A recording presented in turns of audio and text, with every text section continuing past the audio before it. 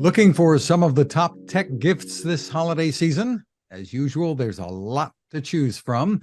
Joining us from the Consumer Technology Association is Director of Communications, Jim Fellinger. Hi, Jim. Good morning, Fred. It is great to be with you. Great to see you and talking about the hot categories this year. What's on top? Well, there are certainly a lot. Let's start with smartphones and tablets. This was something that really caught my eye this year. We're seeing a huge surge in interest in these already very popular products. Now, I think the question to ask is why is that?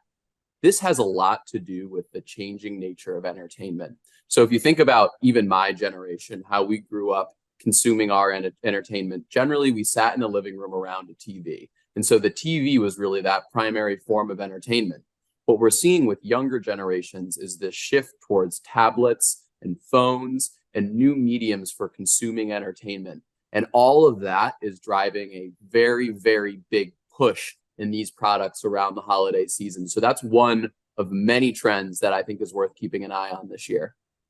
Are there any surprising categories, anything new that's creeping up on us?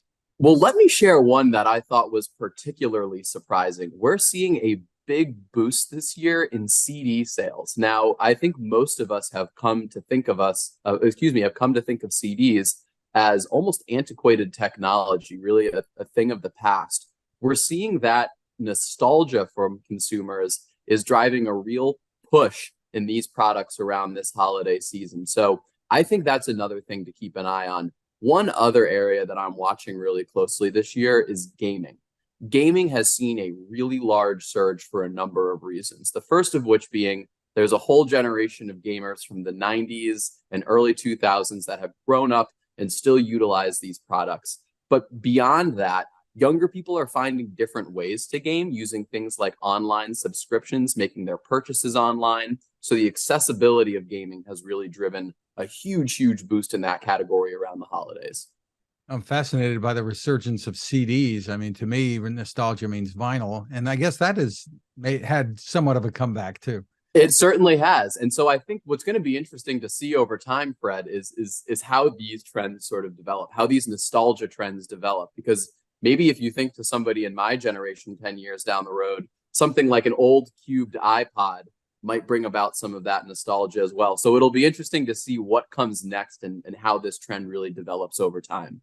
And if you talk about gaming, there really aren't any new consoles out there right now, except for maybe the latest from Meta, if we consider that a console. Well, I think, an interesting strong trend. sales.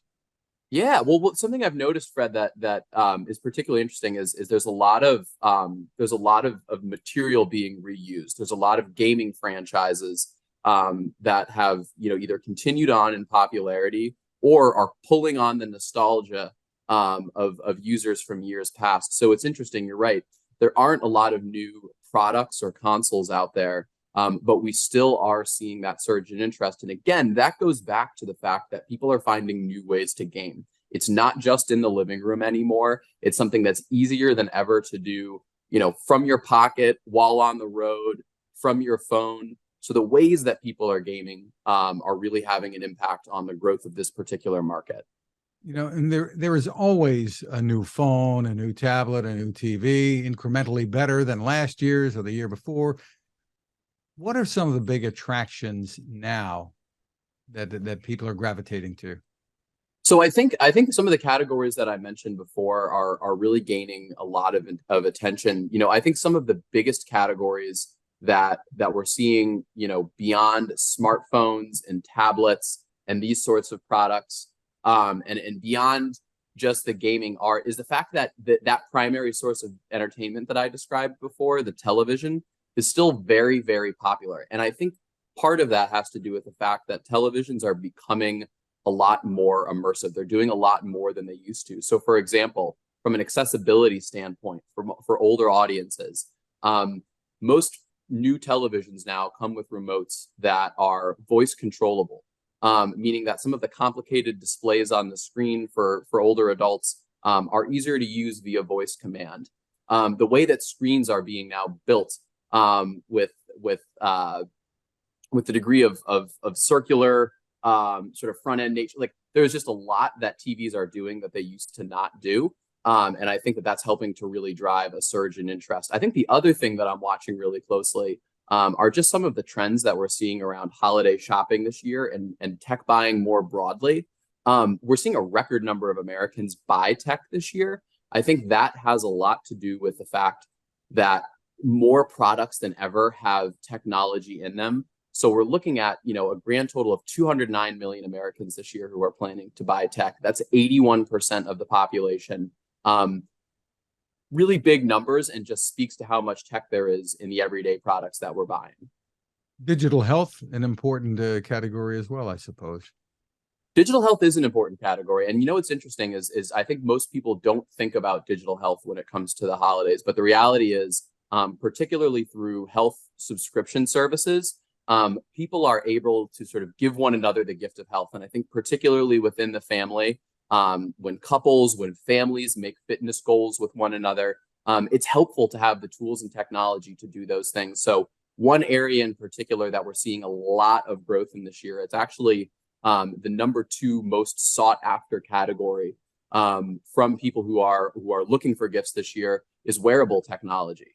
So things like, the Apple Watch that I'm wearing right now, or Fitbits, or any of the other products that now come with health equipped technology.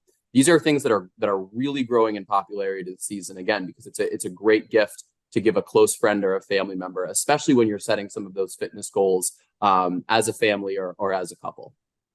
And all of this stuff sort of ties into smart home technology. Tell us what's new there, and the Matter standard that maybe has been a little slow to take off.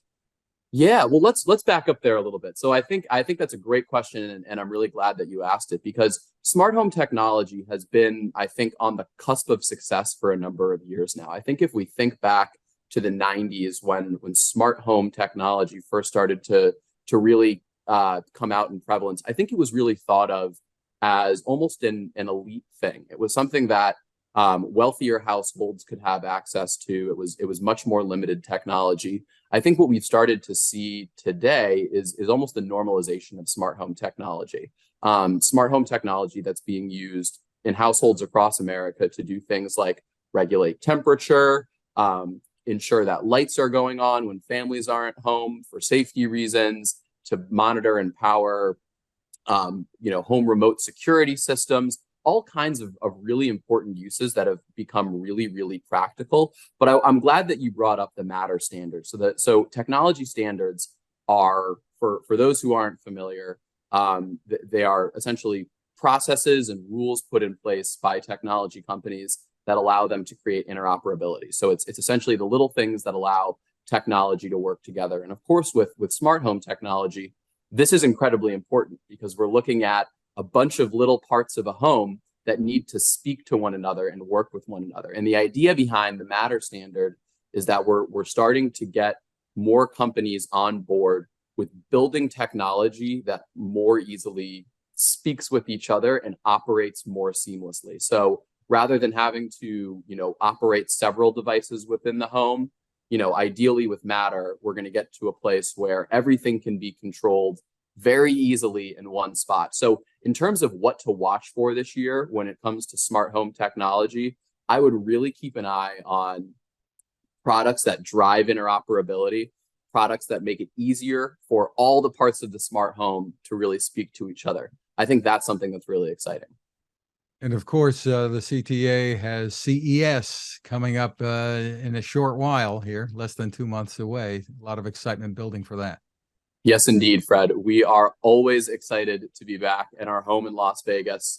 Every January, we bring technology companies from around the world, large and small, everyone from the biggest brands out there, the Samsungs, the LGs, the John Deeres, great big brands, to those really, really small little ideas that just need an investment or just need to break through. That's always my favorite part of CES. We have one section of the show called Eureka Park, and it plays host to over 1,000 startups from around the world. And if you want to be inspired, if you want to get that reminder that there are still people in this world who really care about making a difference and really care about getting through with that groundbreaking idea, then Eureka Park is the place for you. It's inspiring. It's incredible. It's just amazing to be around that kind of excitement and ingenuity. Terrific. Is there a place people can go to for more info on some of the hot gifts? Absolutely. Well, you should visit our website, cta.tech. Check out our research anytime. And of course, with CES right around the corner, it's worth taking a look at the show. So go visit ces.tech. That's tech, to learn more about our show and how you can get involved in the work you were describing before. You mentioned smart home standards. We have tons of companies, smart minds from around the world that come help us build these standards. We would love to have you or anyone else to be a part of it. Terrific. Jim Fellinger, thank you so much for spending time with us, and have a great holiday. Thank you, Fred. Great to be with you.